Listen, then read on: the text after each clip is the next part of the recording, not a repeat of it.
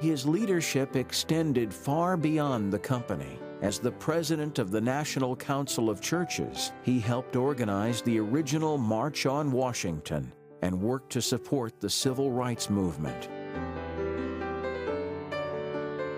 Later, because of his strong feelings about apartheid, he declined to invest in the manufacture of engines in South Africa and withdrew from servicing existing businesses there. He also helped craft legislation that led to economic sanctions. Over the years, Irwin Miller served as an advisor for many U.S. presidents, from Harry Truman to Lyndon Johnson to George H. Bush.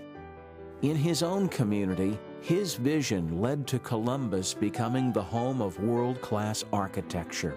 And in all that he did, he looked for new ideas, new approaches, and new solutions to make the world around him the best it could be.